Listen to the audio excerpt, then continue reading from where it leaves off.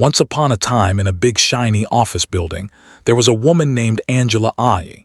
Angela was the kind of woman who cleaned quietly. She cleaned floors until they looked like mirrors. She wiped glass until you could see your face in it. She carried trash without making noise. She moved from one corner to another like she didn't want to disturb anybody's important life. Most people did not greet her. Some people did not even look at her. To many of them, Angela was just part of the building, like the walls, like the chairs, like the air conditioner. Angela was 38 years old. She wore old gloves, flat shoes, and plain work clothes. Her back stayed straight even when her body was tired. Her eyes stayed down not because she was weak, but because she had learned something. If you look people in the eye in a place like that, some of them start looking for a reason to shame you. The office always smelled like perfume and money. The floors were shiny. The walls were glass. The lights were bright and cold like they were made to show off. People walked fast. People talked loud. People laughed like life was easy for them. Angela pushed her cleaning cart slowly and listened. When people think you are nothing, they talk like you are not there. A man in a suit said, "If this deal fails, someone will lose their job, I don't care who." A woman whispered, "Madame Nenina is about to marry the CEO. That woman is not normal. She can smile and still ruin your life." Angela kept cleaning as if she did not hear, but she heard everything. That was the thing about being ignored. When nobody notices you, you hear secrets, you hear lies, you hear who people really are. Angela's hands were rough, not only because she was older, but because life had been using her hands for too many years. She reached a corner and knelt down to scrub a small stain on the floor. It was stubborn. It always came back. As she scrubbed, she heard laughter behind her, high laughter, proud laughter. Then she heard heels, click, click, click. Angela did not need to look up. Nina Adabio. Nina was young, fine, always dressed like she was going to an event. Hair perfect, makeup perfect, perfume strong. Workers always held their breath when Nina came close. Not because Nina was important, because Nina was cruel. Angela felt Nina stop near her. Angela kept her eyes down and continued scrubbing. Na's voice came sweet but sharp. "This place is clean," Nina said, "but you people still make it look cheap." Angela did not answer. Na laughed softly like she enjoyed the silence. Then she walked away, still clicking like she was stepping on people's pride. Angela stood up slowly and pushed her cart again. She passed a glass wall and saw her own reflection. A woman in plain clothes. A woman people did not greet. A woman people did not respect. Angela's eyes met her own eyes for 2 seconds. Then she looked away and kept moving because she had work to do, and because in her mind she told herself what she always told herself. Just survive today. That afternoon, Angela was cleaning near the main office area. That place always smelled like perfume and money. People there did not talk to cleaners unless they wanted to complain. Angela was wiping a glass door when Nina came again, this time with 2 friends. They were all laughing. Angela's stomach tightened. Whenever Na came close, it never ended well. Na stopped right in front of Angela's cart and looked at her like she was looking at something annoying. Then Na said, loud enough for her friends to hear, "Angela, be careful how you clean. This floor costs more than your whole life." Her friends giggled. Angela swallowed. She needed her job. Rent does not care about pride. Na looked down at Angela's gloves, then at her face, then smiled that fake smile. The one that looks friendly but has poison inside. Then Na brought out an envelope. It was thick, cream-colored, sealed with gold, the kind of thing poor people don't touch. Angela stared at it. Something in her chest warned her this was not kindness. Na waved the envelope lightly. "I have something for you, a little surprise." Angela did not move. Na's friend said maybe she won't even know how to open it. They laughed again. Na pushed the envelope closer. "Take it." Angela took it slowly. Na crossed her arms. "Our wedding is this weekend. Big event, people are coming, and guess what? You are invited." Her friends laughed like it was the funniest thing in the world. Angela's heart beat hard. A wedding invitation to their wedding. Na added, "Dress code is black tie." Then she looked at Angela's clothes and smiled wider. "Wear anything you like, just try not to show up in your work uniform. We don't want people to mistake you for staff." Her friend said, "Or maybe she can actually come and clean after the party." They laughed again. Angela's fingers tightened on the envelope. Her face felt hot.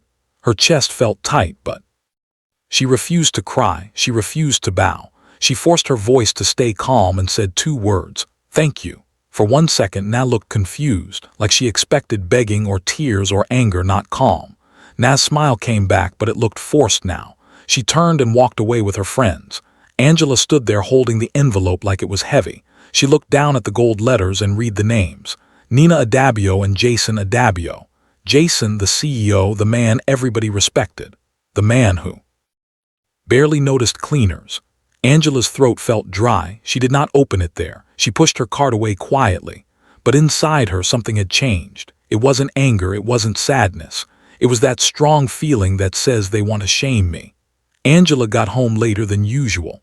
Her room was small, not dirty, just tired. A small curtain, a small fan, a small bed, a smell of old soap and cooked rice from someone else's room. She dropped her bag and sat down. Her legs hurt, her hands hurt, but her mind hurt more. She opened the envelope slowly. The card was fancy. Big letters, a time, a dress code, everything was written like it was for rich people. Angela read it again, black tie. She laughed once, but it was not a happy laugh. It was the kind of laugh you do when you are shocked. Angela stood up and looked at herself in the mirror. She looked like somebody that life had been pushing for a long time. Then the door opened. Her daughter, Angela Ajayi, came in. Lara was 19, slim, quiet, a smart girl who had learned early that life is not soft. She looked at her mother's face and knew something was wrong. "Mommy, what happened?" Angela tried to smile. "Nothing, just work." But Lara saw the envelope. "Who gave you that?" Angela hesitated, then said, "Madame Nina, she invited me to her wedding." Lara's eyes widened. "Invited you like as guest?" Angela didn't answer because even she did not fully believe the word guest. Lara took the card and read it. Then she looked up slowly. "This is not kindness," Lara said. Angela nodded. Lara sat beside her mother. "They want you to go there and look stupid." Angela's throat tightened. She didn't want her child to say it out loud, but it was true. Angela whispered, "Yes." Lara's face hardened. "So don't go." Angela stared at the floor. If she didn't go, she would feel like she agreed with them, like she accepted the place they put her. Angela said, "If I don't go, it will feel like I'm saying they are right." Lara held her mother's hand. The room was quiet for a long time. Then Angela's eyes filled. She tried to hold it back, but the tears came. Not loud crying, just tears falling like they had been waiting for years. She cried for all the insults, for all the laughter, for all the times people looked through her like she did not exist. Lara hugged her tightly. "Mommy, you are not a nobody." Angela's voice broke. "They treat me like one." Lara pulled back and looked at her mother's face. "Then let them see you," Lara said. Angela wiped her tears, but her mind was still fighting. If she goes, they will laugh. If she doesn't go, she will still feel small. Angela stared at the invitation again. Then her eyes moved to a small old photo on the wall. A woman smiling, Angela's late mother. Her mother used to say something simple. "Nobody gives you respect, you carry it." Angela swallowed hard. That night she did not sleep well. The envelope was on the table and it felt like a stone. The next morning, Angela woke up early. Lara had gone out. The room was quiet. Angela sat on her bed and stared at the invitation again. Then she stood up slowly and walked to a small cupboard. Her hands shook. At the back of the cupboard was a wooden box, old, dusty. Angela had not opened it for years. She pulled it out and sat down. For a moment, she just stared at it like it could bite her. Then she opened it. Inside were photographs, not photos of a cleaner, photos of a different life. Angela in a nice dress. Angela standing beside important people. Angela smiling, holding papers, shaking hands. There was also a certificate. The edges were torn, but the name was clear. Angela Ajayi, founder, Eye Care Project. Angela held the paper and stopped breathing for a second. That was her. That was real. She flipped through more things. A newspaper cutting, a headline, not a good one. It had her face on it. Big letters that made her look like a criminal. Words like fraud and missing funds. Angela's stomach turned. Her hands shook as she read. She saw a name inside the story, a name she never forgot. Felix Adabio, financial advisor. Angela froze. Adabio, the same surname as Nina. Angela's heart beat hard. She didn't know Nina then, but that name had been in her nightmare for years. Felix Adabio was one of the men that helped handle her project's money. He came smiling. He came acting helpful. He came acting like family. Then everything Crashed. Money disappeared. People pointed at Angela, sponsors ran, friends vanished, court case shame, her parents got sick from stress. Then they died not long after. Angela lost everything, not just money. She lost her name, she lost her voice, she lost her place in the world. She became invisible because being invisible felt safer than being hated. Angela held the newspaper and stared at the name again. Felix Adabio, she whispered. Is it the same Adabio? She didn't know, but something inside her said this was not just a normal wedding insult. Something was connected, maybe not by Nina herself, but by the people behind Nina. Angela closed her eyes. She did not want to think too deep, but the thought stayed. What if the people who destroyed her life were sitting inside that wedding drinking champagne? Angela wiped her face. She picked up another thing from the box. A folded letter, old handwriting. She knew it immediately. It was from Kate Williams, her best friend from the past. Kate used to tell her, if you ever need me, call me anytime. Angela had avoided calling because she was ashamed. She didn't want Kate to see her like this. But now Angela was tired. She was tired of hiding. She was tired of being small. She picked up her phone. Her fingers hovered over Kate's number. Then she pressed call. The phone rang once, twice. Angela almost cut it. Then the call answered. Hello. Kate's voice sounded older but still strong.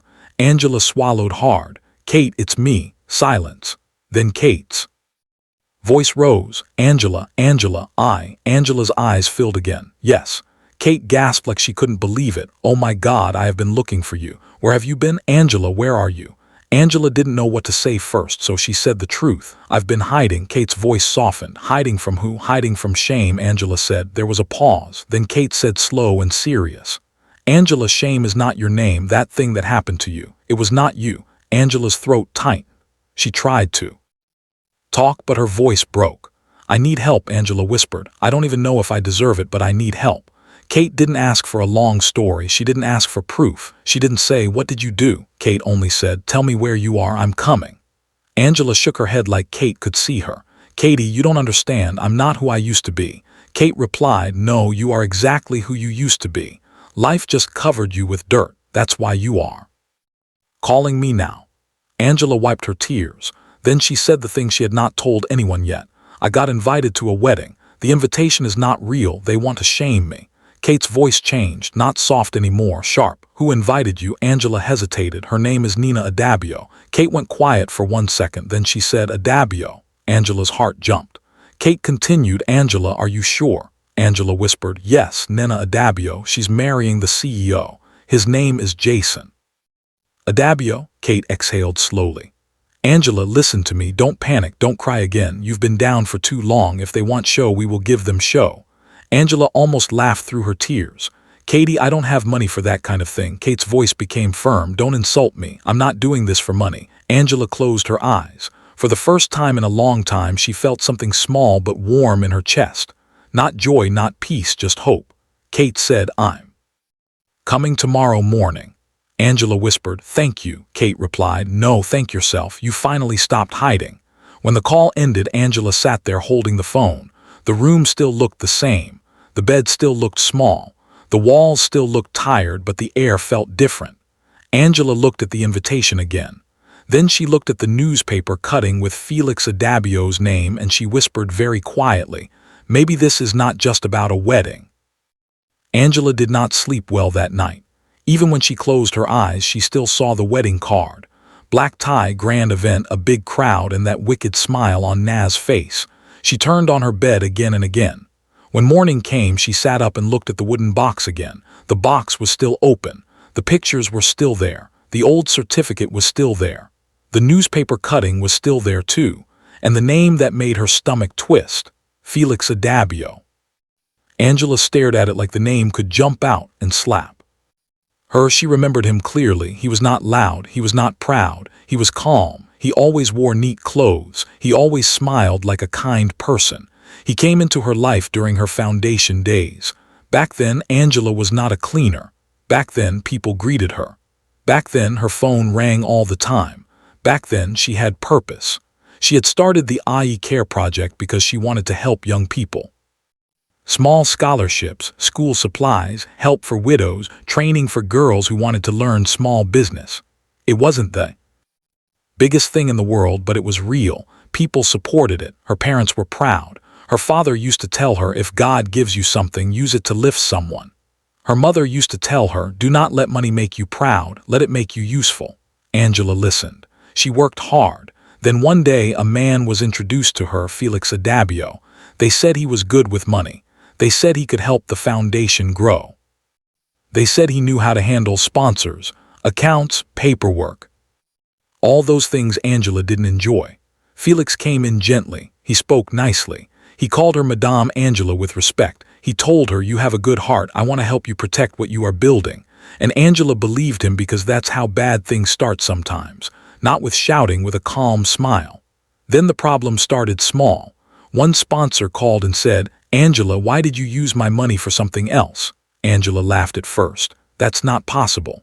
The sponsor sent account details. Angela checked. Money had moved. Angela was confused. Felix said, don't worry, it's probably a bank error. I will handle it. Then another sponsor called, then another. Angela started sweating every time her phone rang. Felix kept saying the same thing. I will handle it. Don't worry, it will be sorted. Then one morning, Angela woke up and saw her face on the news. Her picture, her name, big words, charity, money missing, found her under investigation. Angela's hand started shaking. She called Felix. His phone didn't go through. She called again. No answer. Angela rushed to the office of the project. The door was locked. Some files were missing. Some documents were scattered like someone was in a hurry. Angela felt her knees go weak. That day she went from being respected to being judged. People who used to smile at her now looked at her like she was dirty. They didn't ask what happened. They just decided she was guilty. Sponsors pulled out. Some shouted at her on the phone. One woman said, you are like the rest of them, pretending to help people while stealing. Angela cried and cried. She begged people to wait so she could check the truth, but nobody waited. Even before court, her name was already spoiled. Then the worst part came. Somebody in the investigation mentioned the name Felix Adabio, but he had disappeared like smoke. And the story still turned back to Angela, because Felix was not the face. Angela was the face. Angela stared at the newspaper, cutting, and whispered, why did you do this to me? She wanted to tear the paper, but she couldn't because the pain was not paper. The pain was inside her. That was the year everything fell. That was the year she stopped trusting smiles. And now years later she was hearing that name again. Adabio, Nina, Adabio, Jason Adabio. Angela swallowed. Her heart was telling her something. This wedding might not just be a joke. It might be touching her past. The next morning, Angela was washing her face when she heard a car stop outside. Not the normal sound of small cars. This one sounded heavy, like something strong. Angela stepped outside and there it was. A black SUV, clean, quiet, serious. The back door opened. A woman stepped out. Sharp suit, dark glasses, heels that clicked like confidence. Angela's mouth opened. She couldn't breathe for 1 second. Kate Williams. Kate removed her glasses and stared at Angela. Not in shock the way rich people stare in pain, like she was looking at someone she loved but life had touched too hard. Kate walked closer. Angela's eyes filled. Kate didn't wait for greetings. She pulled Angela into a tight hug. Angela tried to talk, but her voice broke. I didn't know who else to call. Kate held her face with both hands and looked at her properly. Angela, you are looking like someone that has been carrying stone for years. Angela gave a small laugh, but tears came with it. Kate entered the room and looked around. Small space, simple things, old fan, small bed. Kate didn't pity her, she just nodded like she was nodding facts. Then she sat down and said, tell me everything. Angela started talking, not fast, not smooth. Her words came like pieces. The job, the wedding invitation, the way Nat talks to me. Kate's face remained calm, but her eyes got colder. Angela added, and the surname is Adabio. Kate's head lifted. Adabio, she repeated. Angela nodded. Kate's voice went low. Angela, listen, that name is not small. Angela asked softly. You know them? Kate leaned back inside. I know of them, Kate said. Not personally, but I know enough. That family has money, they have connections, they don't play fair. Angela felt her heart beat faster. Kate continued, and Angela, I need to ask you something. The man who ruined your foundation, what was his name again? Angela looked away. Her throat got tight. Felix Adabio. Kate went quiet. Then she said slowly, so it is not just coincidence.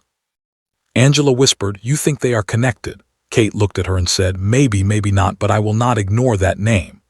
Angela's hands started shaking. Kate reached out and held them. "Angela, look at me." Angela looked up. Kate spoke clearly. "Whether it is connected or not, they will not shame you, not again." Angela breathed in slowly. Kate smiled, but it was not a playful smile. It was a strong one. "Now tell me," Kate said, "do you want to go to that wedding?" Angela nodded. "Yes," Kate asked. "Why?" Angela's voice was quiet but firm. "Because I am tired of hiding. I am tired of feeling like I should not exist." Kate nodded. "Good," she said. "Then we start today." Kate opened her bag and brought out a small tablet and a notebook. Angela watched her like she was watching a movie. Kate looked at Angela and asked, "How do you want them to see you?" Angela swallowed.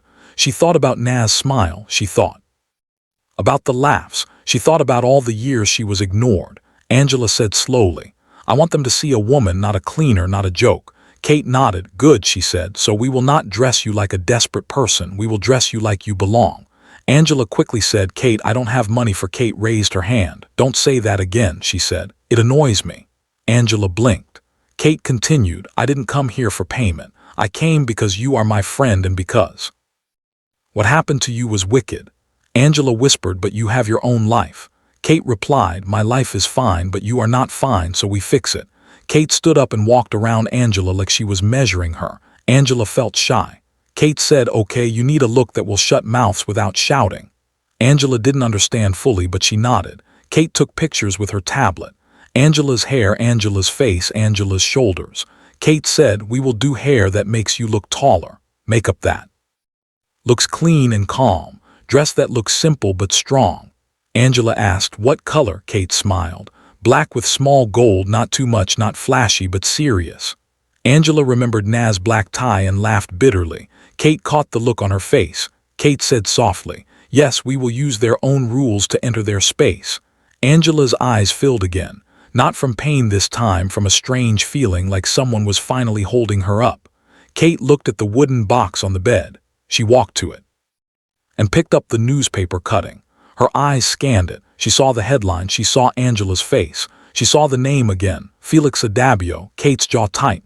"This man," she said quietly, "he was never punished." Angela shook her head. "He disappeared and everybody just left me with the shame." Kate nodded slowly. "Angela," Kate said, "we will not only dress you for a wedding, we will start opening your story again." Angela looked up fast. Kate continued, "Not today but soon, because if that Adabio family is connected, then they have been moving free while you have been suffering."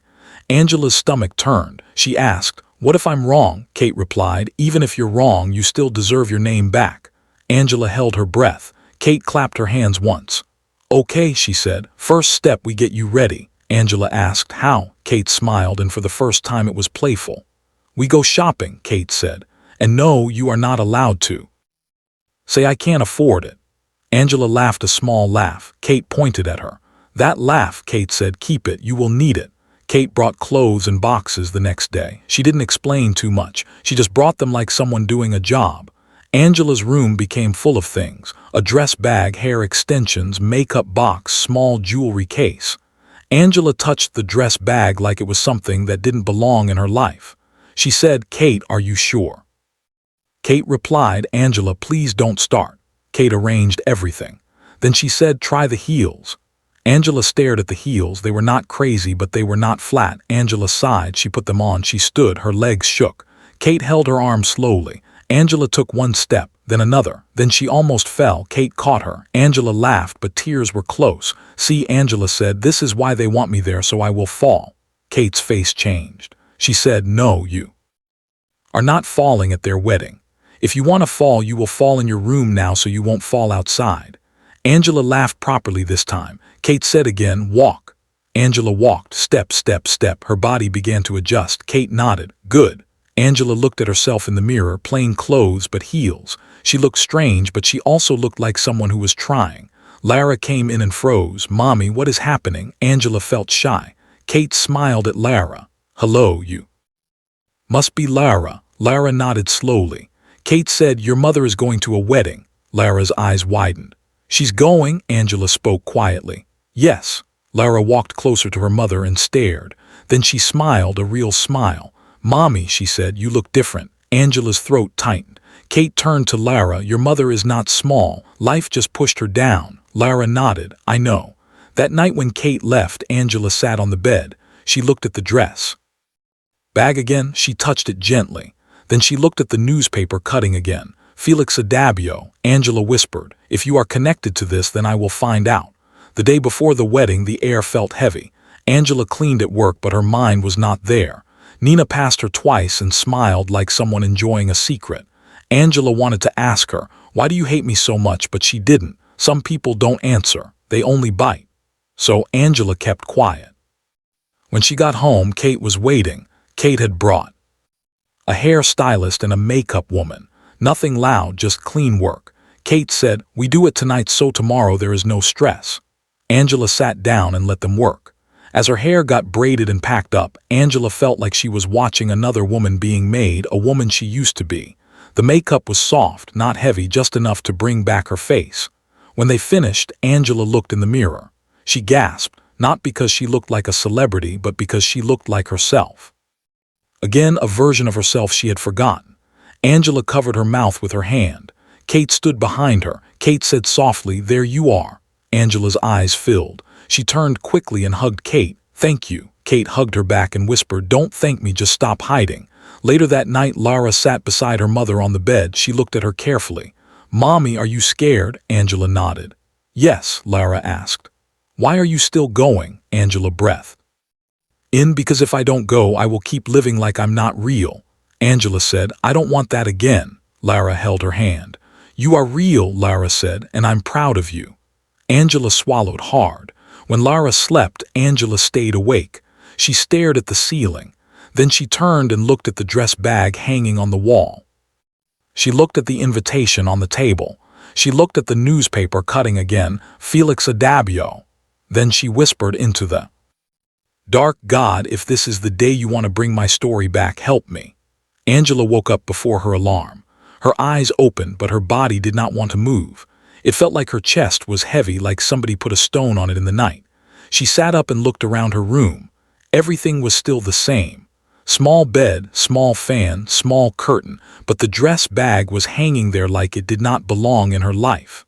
Angela stood up and went to the mirror. Her hair was already done from last night. Her face looked neat, not like a cleaner coming back from work, like a woman.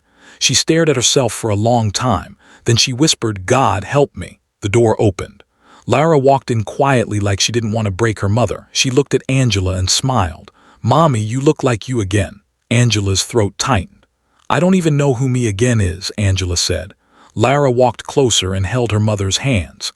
You're still you, Lara said. Even when you were cleaning, you were still you. Angela nodded slowly. She did not trust her voice. Lara went to the chair where the dress was laid out, still inside the bag. Are you sure you want to go? Lara asked. Angela took a deep breath. Yes, she said. I'm scared, but yes. Lara nodded like she respected that answer. Then she surprised Angela. She hugged her, not like a child hugging a mother, like a grown person hugging another grown person. Mommy, whatever happens, don't let them break you today, Lara whispered. Angela held her tighter. I won't, she whispered back, but inside she wasn't fully sure. A knock came at the door. Kate's voice called out, Angela, open up.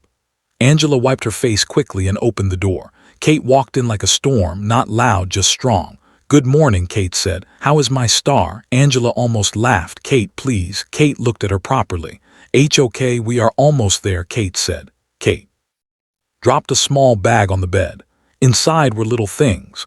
Perfume, a small cloth, pins, safety pins, a tiny sewing kit. Kate said, this is wedding. Anything can happen. We come prepared.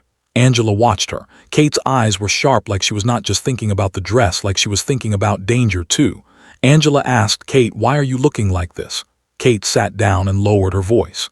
Angela, she said, I didn't tell you yesterday because I didn't want to scare you. Angela's heart jumped. Tell me now, Angela said. Kate nodded. I made some calls, Kate said. I asked around about Naz's family. Angela held her breath. Kate continued, and Angela, the name Felix Adabio is not a mistake. Angela felt cold. Kate said, Felix Adabio is connected to them, very connected. Angela's mouth opened, but no sound came out. Kate leaned forward.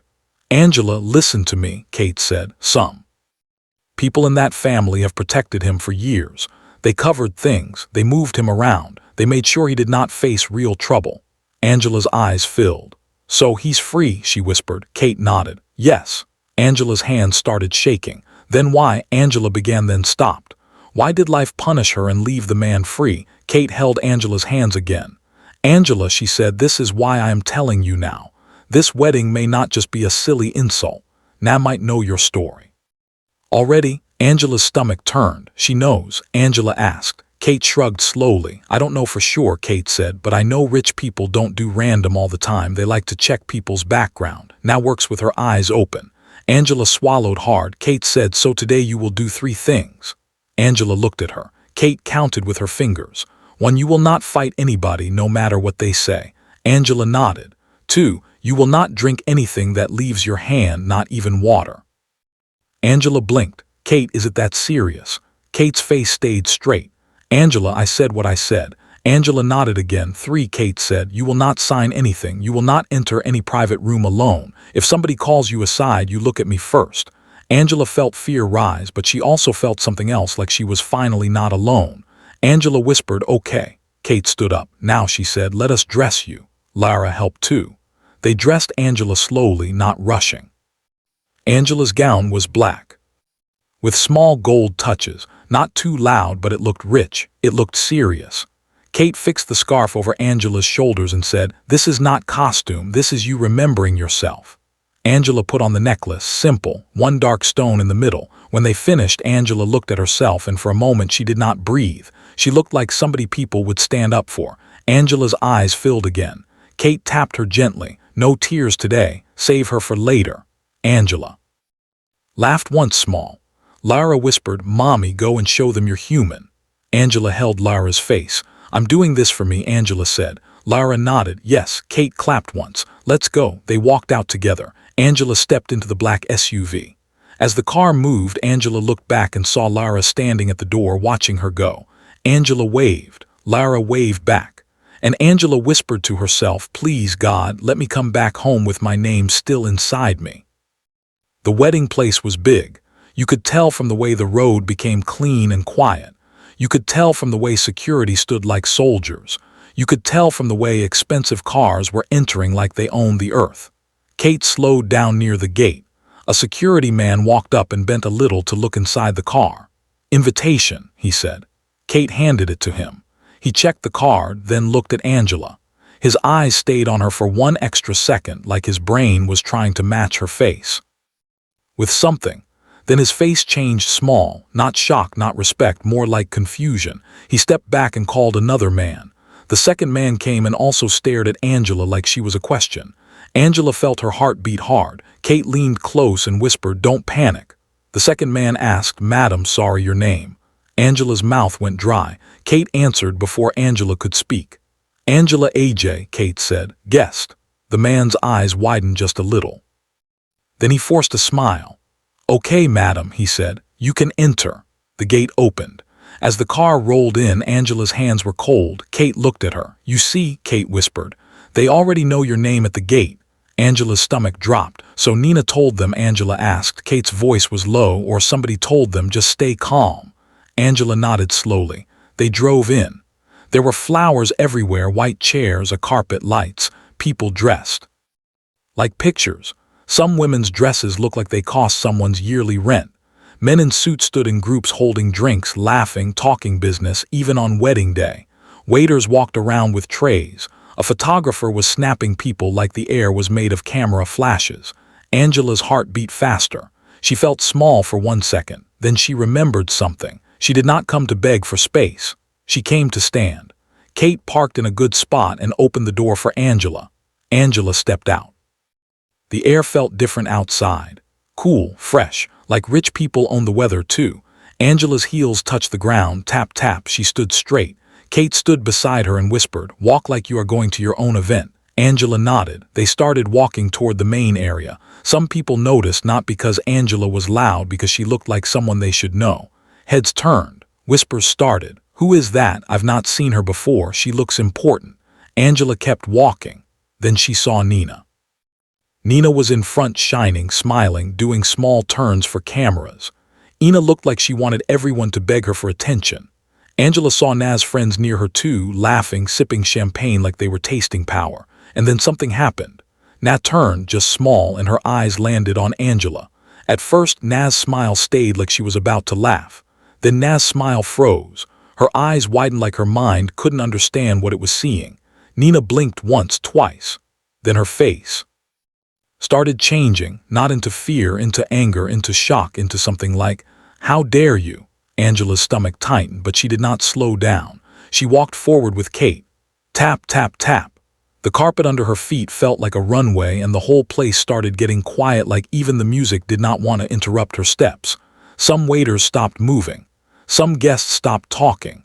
Even the photographer paused and looked at her like he was not sure if he should take her picture. Angela kept her face calm, but inside her heart was shouting. Kate whispered, "That's it. Don't look around too much, just forward." Angela nodded.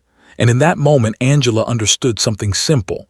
When people see you as nothing, they don't prepare for you to return as something. Naz forced her smile back onto her face like someone wearing a mask. She walked toward Angela quickly. Her friends followed behind her like bodyguards. As Naz came close, Angela noticed Naz's hand was shaking a little on her bouquet. Nina stopped in front of Angela and smiled too wide. "Wow," Nina said loud enough for people to hear. "What a surprise." Angela said nothing yet. Naz looked Angela up and down. "You really dressed up," Nina said. "I almost didn't recognize you." Her friends laughed small like they were trying to restart the joke. Angela looked Nina in the eyes, just calm, just steady. And she said, "Yes, I dressed up." Naz chuckled like she was winning. Angela added slowly, "And looking at you, you dressed up too."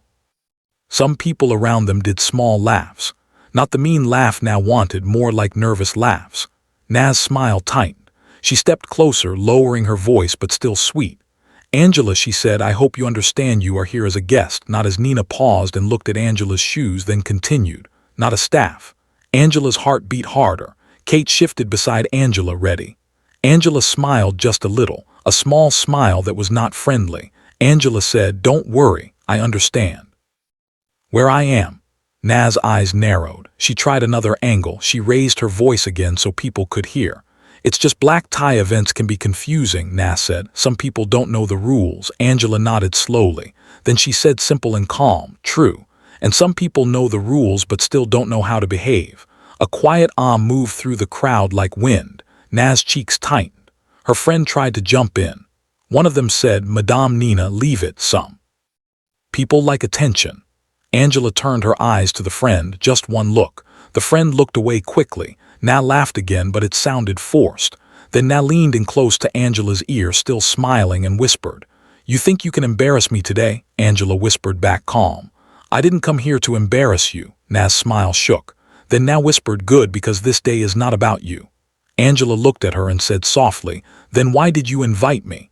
Naz's eyes flashed. For 1 second, Nina's mask slipped. Just 1 second, and Angela saw something real, not just cruelty, something personal, something like Naz had been waiting for this. Naz's voice dropped lower. "You don't know what you're walking into," Nina whispered. Kate heard it too. Kate leaned close and said quietly, "Nina, if you have something to say it loud." Naz turned her eyes to Kate. She stared at Kate like she was trying to place her. Then Naz's face changed small like she recognized Kate as someone with weight. Naz forced a smile again. "Welcome," Naz said louder now. "Enjoy the wedding." Then Naz turned and walked away fast like she needed air. Angela watched her go. Kate whispered, "Did you hear that?" She spoke like someone who knows your story. Angela's throat felt dry. Angela whispered, "Kate, I think she knows." Kate nodded slowly. Then she said, "Good, let her know you're not hiding again." As they stood there, Angela noticed a man across the crowd staring at her. Older, gray hair, neat suit, the kind of man who looked like he didn't talk too much. He kept staring like his eyes were trying to pull a memory out of his head. Angela looked away, but the man kept looking, and Angela didn't know it yet. But that man was the beginning of the big turning point. The wedding program had not even started properly. People were still greeting each other, taking pictures, laughing, talking business, but Angela's presence had already changed the air. She stood with Kate, calm. She did not rush around. She did not beg for attention, but attention found her anyway. Then the older man finally moved. He walked through the crowd slowly. He held his drink in one hand but forgot to sip it. His eyes stayed on Angela like he was afraid she would disappear if he blinked. He stopped in front of her. He looked at her face closely. Then he looked at her again. His mouth opened. His hand rose to his chest. "Wait," he said. His voice was not loud.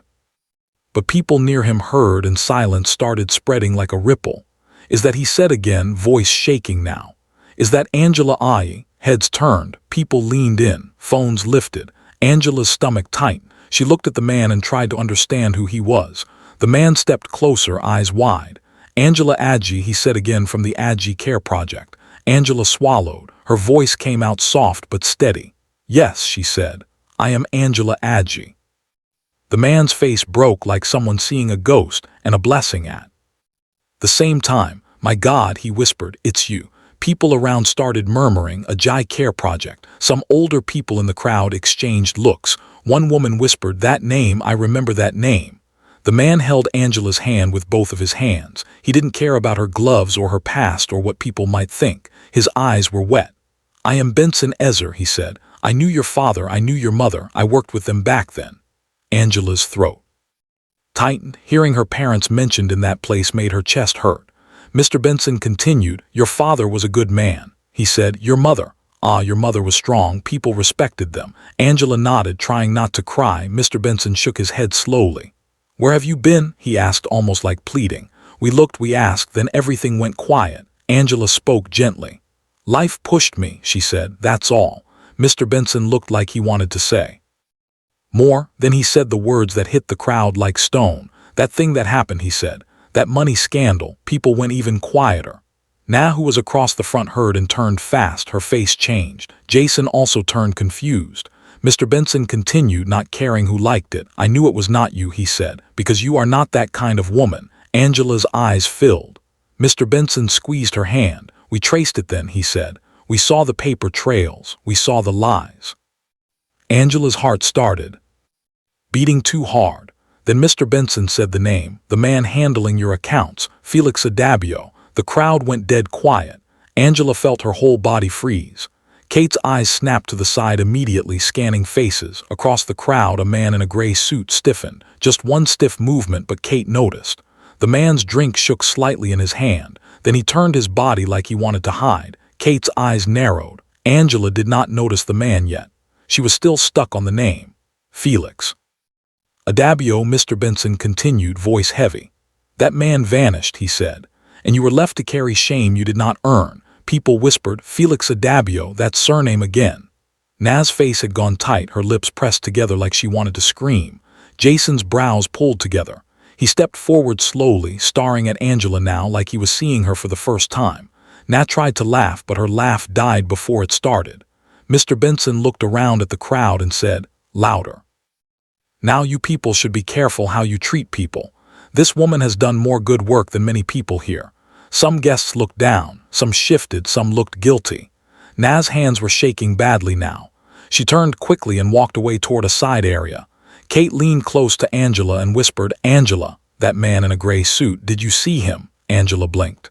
"Who?" Kate's voice dropped. "He reacted when Mr. Benson mentioned Felix Adabio," Kate said, "and he reacted like someone who knows that name too well." Angela's mouth went dry. Kate added, "Angela, I think we just walked into something bigger than wedding drama."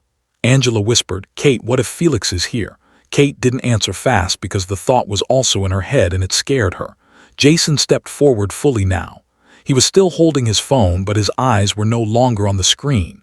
His eyes were on Angela. Then his eyes went to Mr. Benson. Then his eyes went to the crowd. Then finally his eyes went to Na's back as she walked away. Jason called her name slow and sharp. "Na." Na stopped. She turned slowly, still trying to wear her wedding smile. "Yes, baby," she said, "too sweet." Jason did not smile. He asked, "What is going on?" Na blinked, pretending not to understand. "What do you mean?" she asked. Jason pointed gently toward Angela, but his eyes were angry. "This woman," he said. "Why is she here?" Na forced a laugh. "She works in our building," Na said. "She's the cleaner. I invited her, just small fun." Mr. Benson's face changed. "Fun," he repeated. Jason's jaw tightened. He looked at Nina. "Fun is inviting someone to celebrate with you," Jason said. Fun is not using somebody as joke. Naz's smile dropped, just a little, then she rushed to fix it. Jason, she said quickly, it wasn't serious, it was. Just, something small for the day. Jason looked at her like he didn't know her anymore. He turned to Angela. Angela's chest rose and fell. She expected him to shout too, but Jason didn't shout. He spoke low. Angela, he said, I need to understand. Are you really Angela Ajayi from the Ajayi Care Project? Angela nodded. Yes, she said. Jason's face tightened with shock. He looked away for a second like he was trying to process it. Then he looked back at Nina. Naz's eyes flicked around. She was looking for rescue. Jason asked Naz again. So you knew? Naz's mouth opened, then closed. Jason stepped closer. Did you know who she was before you invited her? He asked. Naz laughed nervously. No, she said quickly. How would I know? She's just a cleaner. Jason raised his hand. Stop, he said, calm but dangerous. The crowd was fully listening now. Even the music sounded low like it was scared. Mr. Benson stepped forward again. Jason, he said, your wife should not talk like that. This woman built something that helped many people. Jason nodded slowly. He looked ashamed.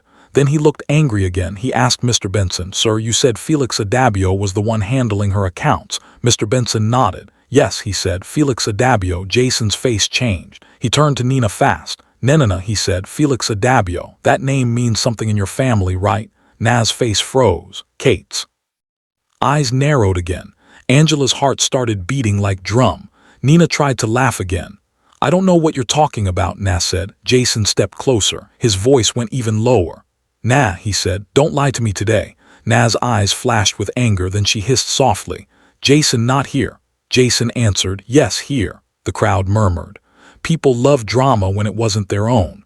Jason looked back at Angela and spoke quietly, but everyone still heard. Angela, he said, I'm sorry, I did not know. If I knew, I swear. Angela lifted her hand gently. No, she said, don't. Jason paused. Angela's voice stayed calm. I did not come here to fight, she said. I did not come here to spoil your day. Jason stared at her. Angela continued, I came because I'm tired of hiding. Jason swallowed hard.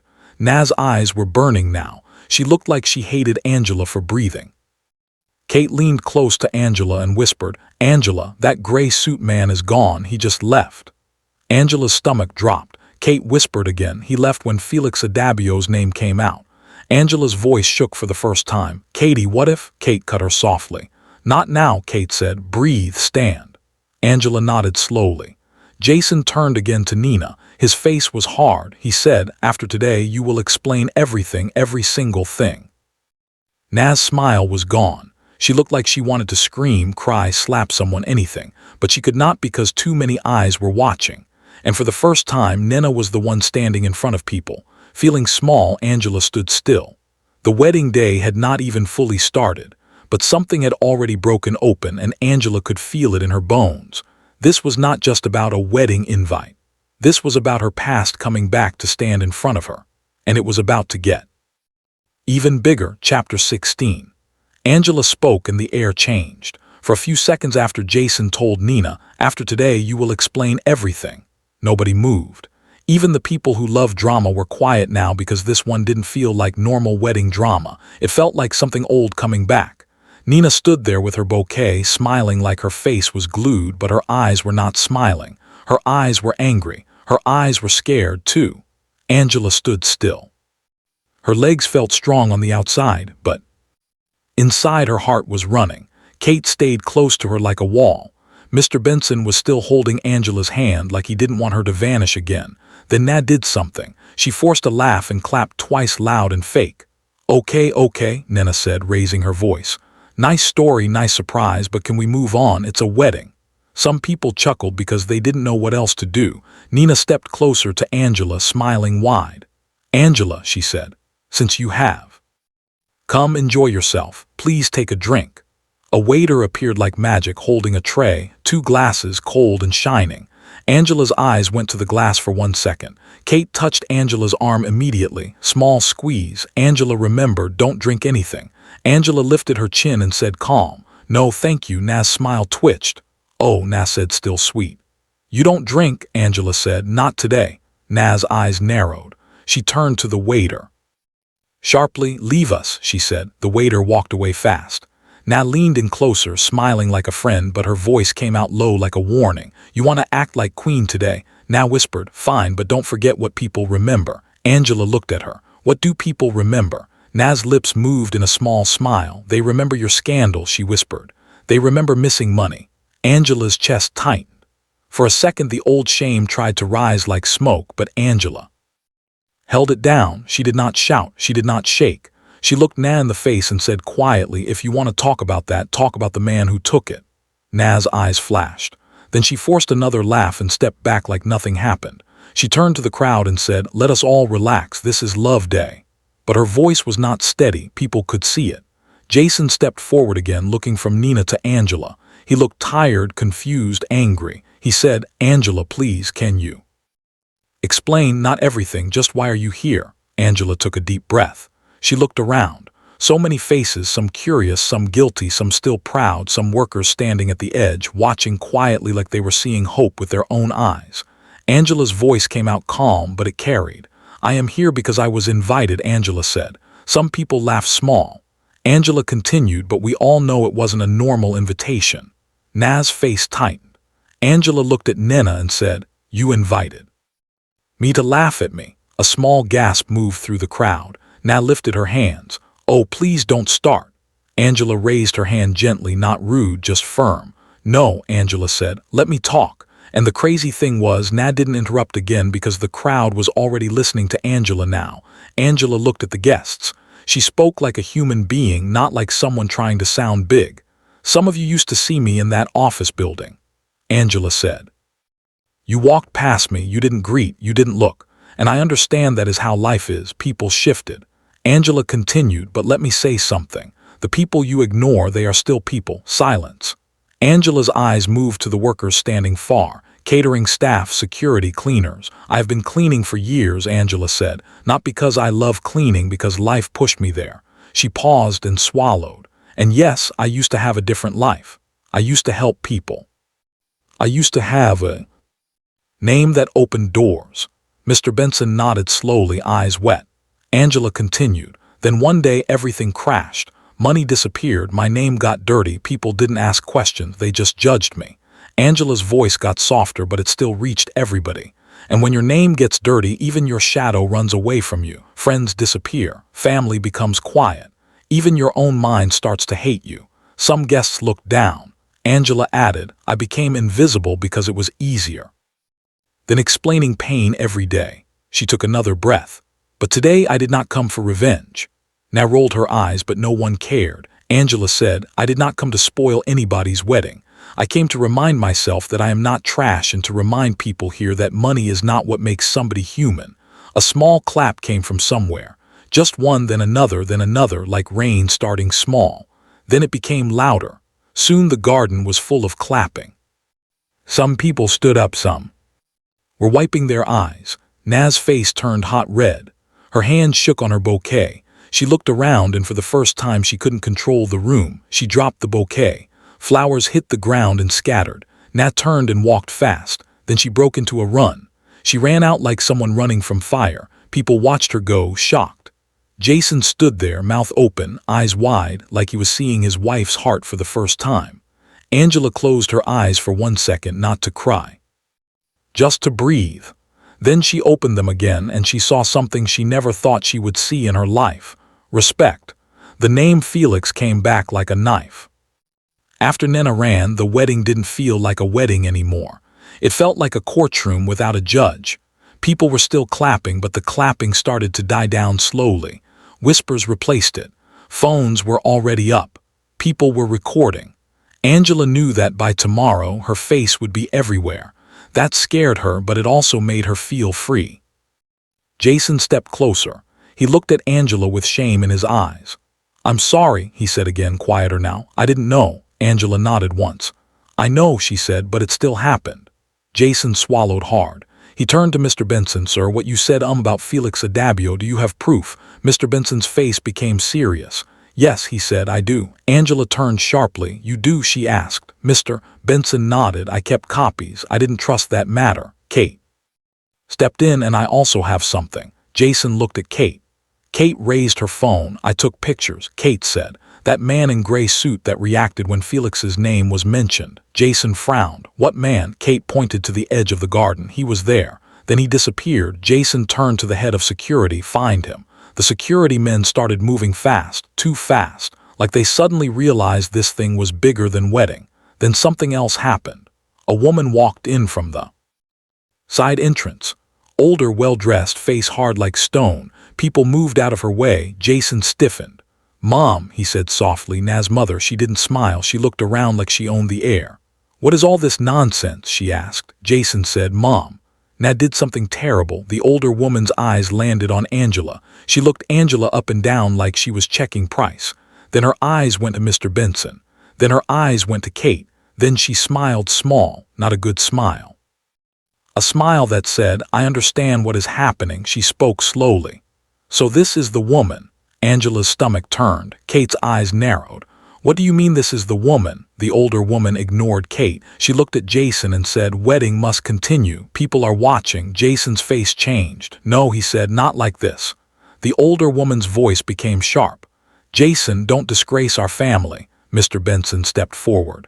"Madam," said calmly, "your family has already disgraced itself if you protected that thief." The older woman's eyes flashed. "What thief?" she snapped. Mr. Benson said, "Felix Ajayi." Silence. The woman's face didn't break, but her eyes did something small, something quick, like fear hiding behind pride. Kate noticed it. Angela noticed it too. Jason noticed it. Jason's voice went low.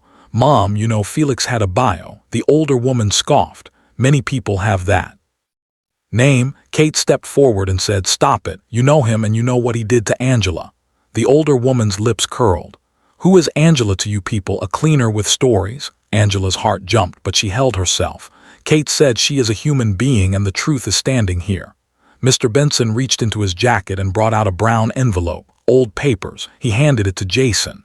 Jason opened it. His eyes moved fast across the pages. His face changed. He turned the papers again.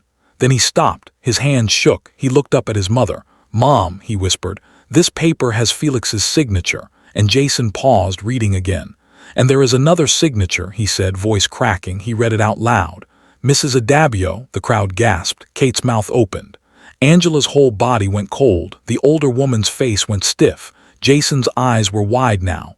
"Mom," he said again louder, "your signature is here." Older woman tried to laugh, but it didn't come out well. "This is fake," she said quickly. Mr. Benson's voice was calm. "It is not fake. You signed when sponsors demanded answers. You signed when you people asked them to handle it quietly." Jason stepped back like the ground moved. He looked like someone who had been slapped by truth. Then Kate said something that cut deep. "Where is Felix?" Kate asked. The older woman's eyes moved away for 1 second. Just 1 second, but it was enough. Jason asked, "Mom, where is Felix?" The older woman's voice went cold. "He is not your concern." Jason's jaw tightened. "That's my wife's family name," he said. "That is my concern." Angela's stomach twisted, so Na didn't just randomly hate her. Na's family had been tied to the thing that destroyed Angela, and Nina still chose to invite Angela as a joke, or worse, as a warning. Angela whispered, "So she knew?" Kate held Angela's hand. "Yes, she knew." Jason turned to the head of security again. "Lock the gates. Nobody leaves until we find that man in gray suit." The older woman shouted, "Jason." Jason faced her fully now. His voice was calm but hard. "Mom, enough." The crowd was buzzing. Phones were recording everything. The older woman realized too late that this was not something she could buy silence for. Then a security man came back running. He said, "Sir, we found a car trying to leave from the back." Jason asked, "Who?" The security man swallowed. "A man with a different name on the list, sir." But he paused. "But his face matches the old photo we found online." Kate's eyes widened. Angela's heart stopped. Jason asked slowly, "Matches who?" The security man said the name like it was hot. "Felix Ajayi." Angela felt the world tilt. Kate grabbed Angela's arm. Mr. Benson's face went pale. Jason's eyes went dark. Then Jason said, "Bring him here." And just like that, the wedding became something else. Not love, not celebration, truth, and the truth was about to walk in. The man who stole her life was close. People gathered like magnet. Even those who wanted to pretend they didn't care, their legs still moved closer. Angela's palms were sweaty, her mouth was dry, her ears were ringing. She kept hearing that name in her head. Felix, Felix, Felix. Kate leaned close to her. Angela, she whispered. Listen. Whatever. You see, don't rush, don't slap, don't shout, let them expose themselves. Angela nodded slowly, but her eyes were already burning. Not with anger only, with pain, with old memories, with years of swallowing things that should not be swallowed. Jason stood in front now, like he was blocking the crowd from swallowing the moment. His mother stood behind him, stiff like she was ready to fight the whole world. Mr. Benson stood close to Angela. Stay strong, he whispered. Your parents are watching. Angela almost cried, but she held it. Then the security men returned. They were walking a man forward. He wore a cap at first, head down, trying to hide. But the moment the crowd began murmuring louder, the man lifted his head. And Angela's blood went cold because she knew that face. Even though it looked older now, even though it looked more careful, even though it looked like it had been living a life of hiding. Angela knew him, Felix Adabio, the man who smiled and called her Madame Angela. The man who said, I will. Protect your project. The man who disappeared and left her to drown. Felix's eyes met Angela's eyes, and in that moment he didn't look sorry. He looked annoyed, like she was the problem for still being alive. Angela's knees went weak. Kate held her quickly. Jason stepped forward, voice shaking with controlled anger. Felix, Jason said, is it you? Felix tried to speak, but the crowd was already shouting. Thief, is that him? Look at his face. Jason's mother shouted, keep quiet, you people. Don't know anything. Jason turned sharply. Mom, stop. Angela stared at Felix, her voice came out small. Why? Felix looked at her like she was wasting his time, then he spoke, not loud, not apologetic. He said, you were too trusting. Angela felt something snap inside her chest. Not violence, not madness, just heartbreak turning into strength. She stepped forward slowly. Kate didn't stop her, she just stayed close. Angela said, you destroyed my life. Felix shrugged like it was business. I did what I had to do, he said. The crowd gasped. Jason looked sick. You did what you had to do, Jason repeated. Felix glanced at Jason and said, ask your wife's family. Jason's mother's face changed. And that one change was enough because everybody saw it. Phone zoomed in. People murmured louder. Angela's voice shook but stayed clear. I lost my parents, Angela said. I lost my home. I lost my work. Became invisible because of you. Felix looked away for 1 second, not in shame, more like he didn't want to hear it. Then he said coldly, you are still standing, so you didn't die. Angela blinked. Tears fell, but she didn't wipe them. She let them fall because the tears were not weakness. They were proof that she was human. Kate turned to Jason. Do you see now? Kate asked. This is the man you people protected. Jason's eyes were red. He looked at his mother. Mom, he said, tell me the truth. Did you protect him? The older woman's lips trembled, but pride still held her neck. She said, Jason, this is not the place. Jason shouted, this is the place. The crowd jumped. Jason breathed hard. Then he said something that made everybody quiet again. I will not marry Nina today, he said. Shock hit the crowd like thunder. Jason continued, not with this kind of evil around us. Not with lies, his mother shouted. Jason turned. Enough. Then he faced Angela. Angela Ajayi, he said, voice softer now. I am sorry. I can't change what happened to you, but I can help you clear your name. I can help you reopen your case. Angela stared at him. She didn't know what to say, because for years nobody offered her anything but judgment. Mr. Benson nodded. Do it, he told Jason. Do the right thing. Felix suddenly laughed. A dry laugh. You think this will end well, Felix said. Kate's eyes narrowed. What do you mean? Felix looked at Angela and smiled small. It wasn't a nice smile. It was a warning, he said. Some stories are buried for a reason. Angela's heart jumped. Kate stepped forward. Don't threaten her. Felix raised his hands like he was innocent. I didn't threaten, he said. I'm just saying once you start digging, you might not like what you find. Angela felt fear crawl in, but she pushed it back. She looked Felix in the eye. If the truth is ugly, Angela said. I still want it. The crowd murmured again. Jason ordered security. Hand him over to the police. Felix tried to protest, but the guards already held him tighter. Jason's mother looked like she wanted to collapse. Then she shouted, you people will regret this. And when she said that, Angela understood something. This was not over, not even close. Later, after everything scattered, after people whispered and recorded and argued, Kate and Angela got back into the SUV. Angela's hands were still shaking. Kate looked at her. "You did well." Angela stared out the window. "I don't feel like I did anything," she whispered. "I feel like the real fight is just starting." Kate nodded. "Yes, and you won't fight alone." Angela's phone buzzed. A message, unknown number. Angela opened it. One line, "Stop digging, Angela Ajayi, or your daughter will cry the way you cried." Angela's blood went cold. She turned to Kate, eyes wide. Kate grabbed the phone, read it, and her face hardened. Kate said slowly, "Okay." Angela whispered, "Okay." Kate looked at her and said, "They just proved one thing." Angela swallowed. "What?" Kate's voice was calm but dangerous. "They are scared," Kate said, "because the truth is bigger than Felix."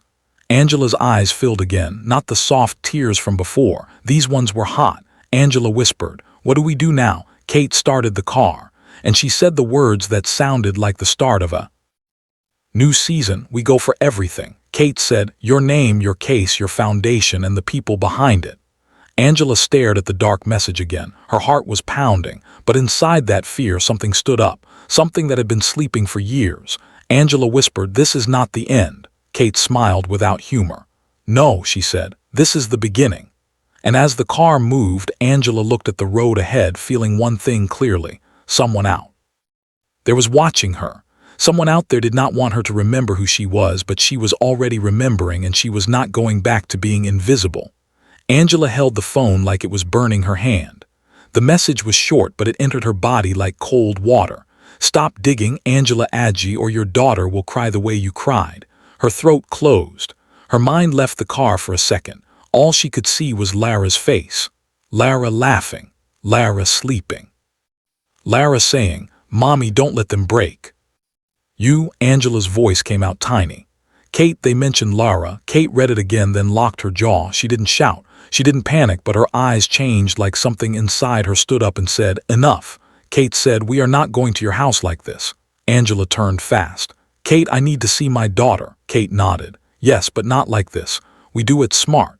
Kate picked up her phone and called Jason. Jason answered almost immediately, like he was already expecting trouble. Kate said, "Jason, it has started. They sent a threat. They mentioned Lara." Jason's voice went hard. "Send it to me now." Kate forwarded the message. Jason stayed quiet for 2 seconds. Then he said, "Okay, listen, don't panic. I'm sending security to Lara now." Angela's chest rose fast. "Security? Is Lara okay?" Jason answered quickly. "She will be okay. She will be guarded. Nobody will touch her." Angela didn't know whether to believe him, but she grabbed that promise like a rope. Kate drove faster but not reckless. Her eyes kept checking the mirrors.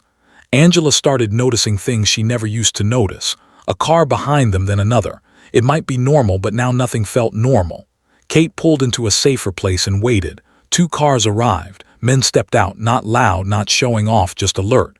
Kate spoke with them and they left immediately at Tara. Angela was shaking. Kate touched her knee gently. "Breathe," Kate said. "Angela, breathe." Angela tried, then her phone rang. Lara's number. Angela answered so fast her hand nearly dropped the phone. "Mommy." Lara's voice came. Angela almost cried with relief. "My baby, are you okay?" "Yes," Lara said, confused. "But men came here. They said they are here to protect me." "Mommy, what is happening?" Angela swallowed. She didn't want to pour fear into her child's head, so she used a calm voice. "Nothing will happen to you," Angela said. "Just stay inside. Don't open for anybody. Let the men handle anything." Lara went quiet. Then she said softly, "Mommy, are they trying to hurt you because of the wedding?" Angela's eyes filled. Angela said, "They are angry because the truth is coming out." Lara's voice shook. "Mommy," Angela forced strength into her voice. "Listen to me. I am coming. You are not alone, okay?" "Okay," Lara whispered. The call ended. Angela held the phone to her chest. Her lips trembled. Kate looked at her and said, "Now you see. It's bigger than Felix." Angela nodded slowly. Then Kate added, "But they made one mistake." Angela asked, "What mistake?" Kate lifted the phone slightly. "They texted." Kate said, "They left a trail." Angela looked at her. Kate said, "If they are sending messages, it means they are scared, and scared people make stupid moves." A knock came on the car window. One of the security men leaned in. "Ma, the number is traced," he said. Angela's heart jumped. "To who?" Kate asked. The man hesitated. "It's linked to a line registered under a company name, but it was used around Madame Nina's circle, one of her close friends." Angela's stomach turned. Kate whispered, "So Na is not just cruel, she is dirty too." Angela's mind raced. "Nina sent that message." Kate's voice was low. "Maybe Nina, maybe someone using her people, but it is coming from her side." Angela thought about Na's whisper at the wedding. "You don't know what you are walking into." Angela's hands clenched. Kate called Jason again. When he answered, Kate said, "The threat is linked to Na's side." Jason went silent. Then he said, "Okay, that's enough. I'm done protecting anybody's shame." Kate asked, "What are you doing?" Jason replied, "I'm bringing police in. I'm also bringing my lawyer and my mother. She will answer questions today." Angela blinked. "Your mother?" Jason's voice was tight. "Yes, because Felix didn't move alone. He had cover for years." Angela felt dizzy. Kate looked at Angela and said, "Angela, are you ready for the truth to be ugly?" Angela swallowed hard. Then she said, simple and clear, "Yes." That night, with security around Lara and with Jason putting pressure where it should be, the big people started losing control.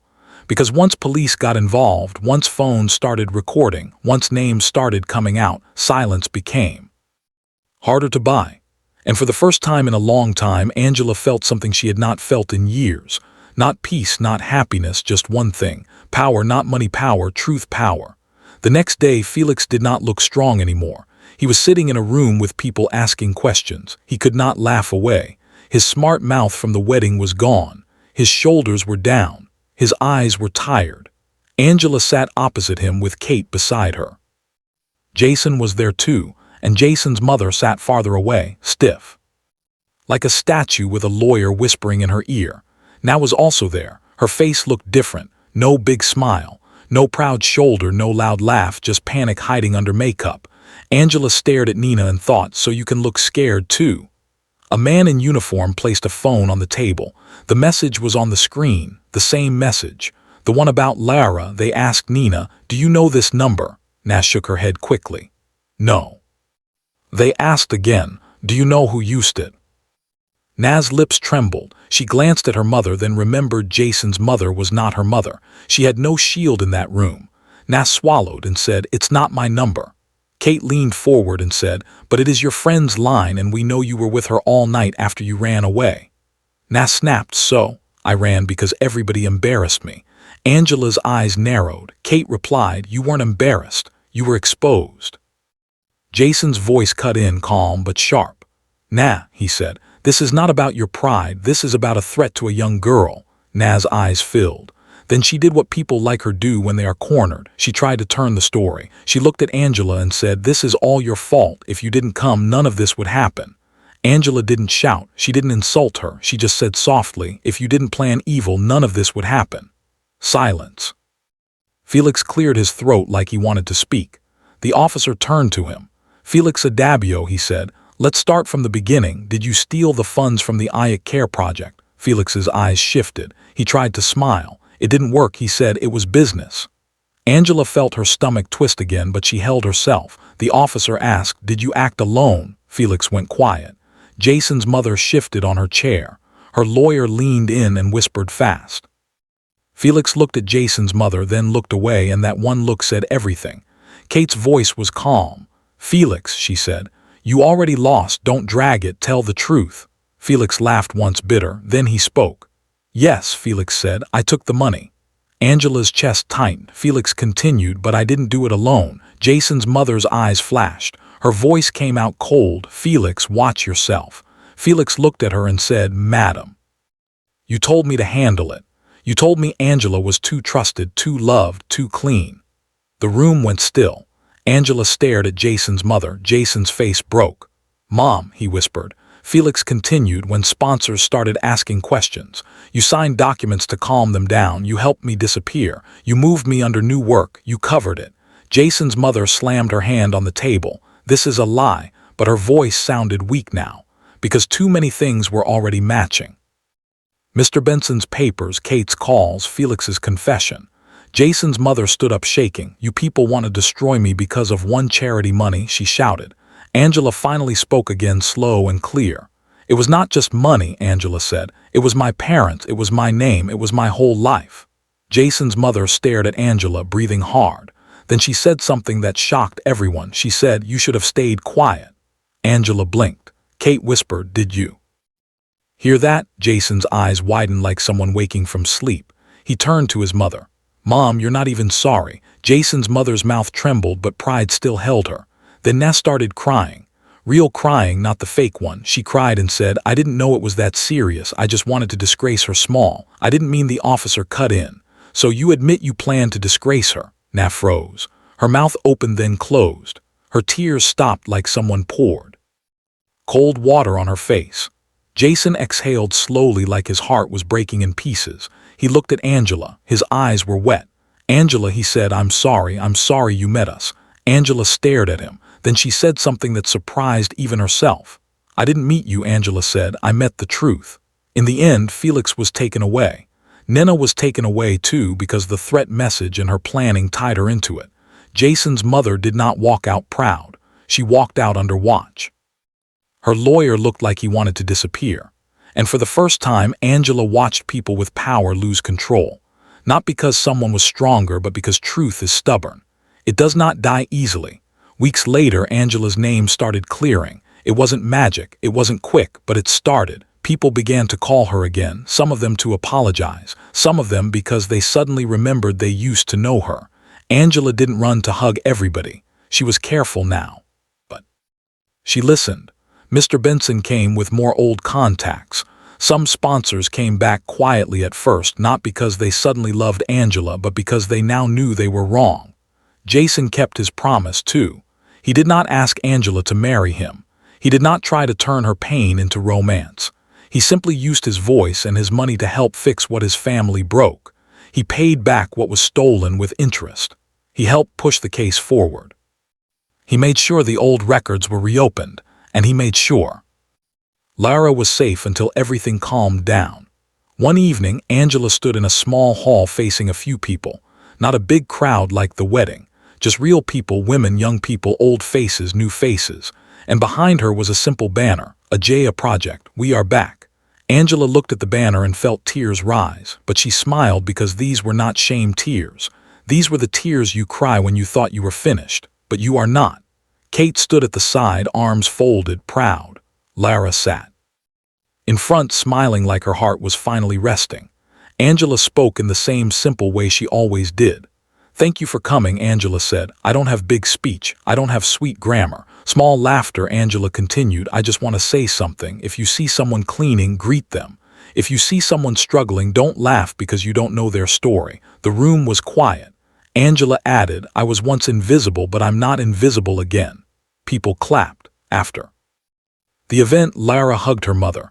"Mommy," she whispered, "you did it." Angela held her child's face. "No," Angela said softly, "we did it."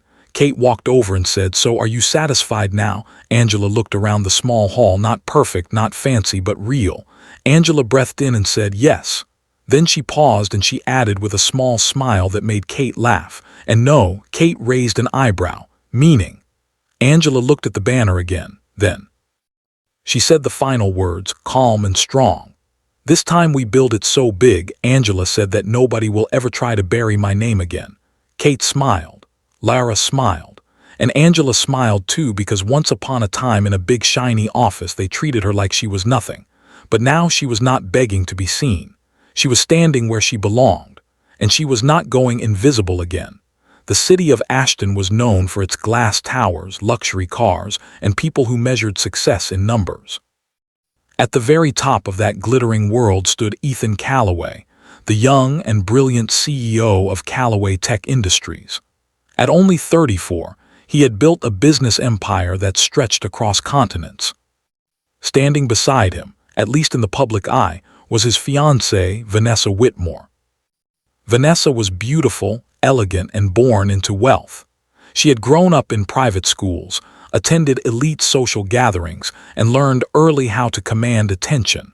She loved luxury, designer gowns, and social media admiration. And she loved being envied. Their wedding was going to be the event of the year. The guest list included politicians, celebrities, investors, and CEOs from around the world. The venue was a five-star glass palace overlooking the river. Crystal chandeliers hung from ceilings like frozen waterfalls. White roses were being flown in from France. The cake was taller than most children. Everything had to be perfect. Everything had to be impressive. But perfection, as it often does, was hiding something ugly. The cleaner. In the very same building where Callaway Tech operated, there worked a cleaner named Maria D'Souza. Maria was 52 years old. She had kind eyes, tired hands, and a quiet dignity that went unnoticed by most people who passed her in the hallway. She wore a simple uniform, always neatly pressed. She spoke softly and smiled often. Most executives didn't know her name. Vanessa barely noticed her existence. But Ethan did. Every morning, Maria arrived before sunrise. She cleaned the glass doors, polished the floors, emptied trash bins, and wiped down conference tables before executives walked in. She worked efficiently and silently, like part of the building itself. One morning, Ethan had come in earlier than usual and found Maria struggling to lift a heavy box of supplies. "Let me help you," he had said. Maria looked startled. "Oh no, sir, you don't have to." "I insist." He carried the box for her. That small moment became a quiet routine. Whenever their schedules crossed, they exchanged polite greetings. Maria once told him about her son, Daniel, who had received a scholarship to study engineering. Ethan had congratulated her sincerely. "She must be very proud," he had said. Maria had smiled with watery eyes. "I am." Ethan respected hard work. It reminded him of his late mother, who had worked double shifts as a nurse to support him after his father passed away. Vanessa, however, saw things differently. The joke. 2 weeks before the wedding, Vanessa was reviewing the guest list with her friends during brunch. "Everyone who matters will be there," she said confidently. Her friend Olivia laughed. "Even the mayor is coming, that's impressive." Vanessa smirked. "It has to be unforgettable." Then her eyes drifted toward the office building through the restaurant window. Employees were entering for the day. She spotted Maria pushing her cleaning cart. An idea formed. A cruel one. "Wouldn't it be hilarious," Vanessa said lightly, "if we invited one of the cleaners to the wedding?" Her friends giggled. "You're joking." "Of course. Just imagine her face walking into that ballroom full of millionaires." The table burst into laughter. Olivia raised an eyebrow. "That's mean." Vanessa shrugged. "It's harmless fun. She'll get free food and see how real people live." The decision was made impulsively. Vanessa instructed her assistant to send a formal invitation to Maria D'Souza. Gold-embossed envelope, calligraphy lettering, VIP seating included. A joke wrapped in luxury. The invitation. When Maria received the envelope, she thought it was a mistake. Her hands trembled as she opened it. "You are cordially invited to the wedding of Ethan Callaway and Vanessa Whitmore." She read it twice. 3 times. She assumed perhaps the entire staff had been invited, but no one else mentioned receiving one. That evening, she hesitated before approaching Ethan in the hallway. "Sir, I received something today. I believe it may have been sent in error." Ethan frowned. "What was it?" "The wedding invitation." Ethan looked genuinely surprised. "You're invited." "Yes."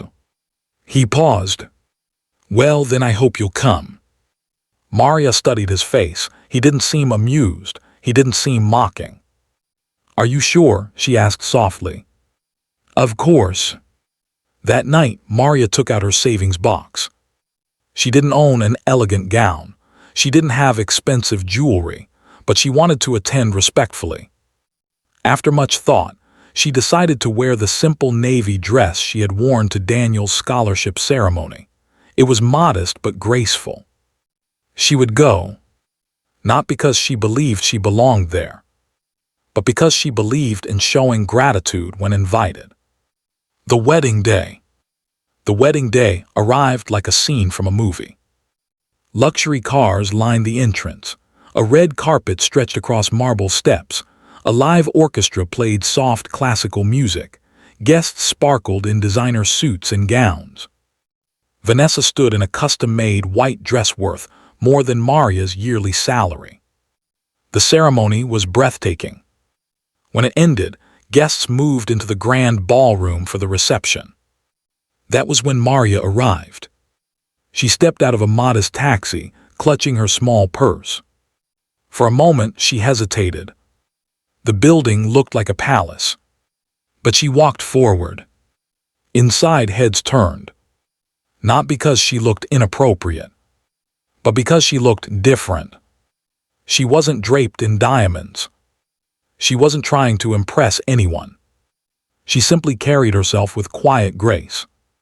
Vanessa noticed immediately. There she is. She whispered to Olivia, barely hiding her amusement. This should be interesting. The whispering. As Maria moved through the room, she heard faint whispers. Isn't she one of the staff? Why is she here? Who invited her? Vanessa approached her with a smile that didn't reach her eyes. Maria, you came. How wonderful. Thank you for inviting me, ma'am. It is a beautiful ceremony. Vanessa's voice turned syrupy sweet. Please enjoy yourself. She walked away before Maria could respond. Maria found her assigned seat. Front table. VIP section. Guests around her exchanged confused looks. But Maria sat calmly, unbothered. The speech. After dinner, it was time for speeches. Investors spoke. Friends spoke. Vanessa's father gave a proud blessing. Then Ethan stood up. The room quieted. He began by thanking everyone for coming. Then he paused. There is someone here tonight, he said, scanning the crowd, who represents something very important to me. Vanessa smiled confidently. Ethan's eyes stopped at Maria. Maria de Souza. The room fell silent. Maria froze. Ethan continued. Many of you don't know her. She works at our company. She arrives before sunrise. She leaves long after most of us are home. Guests shifted uncomfortably. When I built my company, I promised myself I would never forget where I came from. My mother worked tirelessly to support me, and people like Maria remind me of her. Vanessa's smile faded. Ethan stepped down from the stage and walked toward Maria. He extended his hand. Would you join me up here? Maria's eyes filled with tears. The entire ballroom watched. She slowly stood and walked beside him. Ethan handed her the microphone. I want everyone to know something, he said. Maria's son Daniel recently earned a scholarship in engineering, and our company has decided to sponsor the rest of his education. Gasps echoed across the room. Maria covered her mouth. I didn't know, she whispered. Ethan smiled gently. You never asked for help, that's why you deserve it. Applause erupted. Not polite applause. Real applause. Vanessa stood frozen. This wasn't part of her plan. The turning point. The mood in the room shifted. Guests began approaching Maria, not with mockery, but with admiration. They asked about her son. They complimented her strength. They listened. Vanessa watched the attention move away from her. For the first time that night, she felt small. Later, Ethan pulled Vanessa aside. Why didn't you tell me? She was invited as a joke. Vanessa's face flushed. It was harmless. It wasn't harmless, Ethan said firmly. It revealed something. About what? About the kind of person I'm marrying. The words hung heavy between them. Vanessa looked around at the room, the people praising Maria, the genuine warmth filling the space. She felt exposed, ashamed. For the first time, she saw her own reflection not in mirrors, but in consequences. Everything changed. The wedding didn't collapse. There was no dramatic cancellation. But something far more powerful happened. Vanessa approached Maria. "I owe you an apology," she said quietly. Maria looked at her gently. "For what?" "For inviting you for the wrong reason." Maria studied her face. "Then let this be a right outcome," she said softly. "No anger, no bitterness. Just grace." And that was what changed everything. Vanessa had spent her life competing, impressing, judging. But Maria had walked into her wedding with dignity and left with admiration, not because of wealth, but because of character. That night, as the guests danced under crystal lights, Vanessa sat quietly beside Ethan. "I want to do better," she whispered. Ethan squeezed her hand. "Then start." Epilogue. 1 year later, Callaway Tech launched a new foundation, the D'Souza Initiative, dedicated to supporting families of service workers seeking higher education. Maria attended the launch event. Not as a joke, not as charity, but as a guest of honor. Vanessa personally introduced her on stage. "This woman," she said sincerely, "taught me that kindness is worth more than status." The audience stood in applause. And in that moment, what began as cruelty had transformed into humility. What began as a joke had become a lesson. And everything truly changed.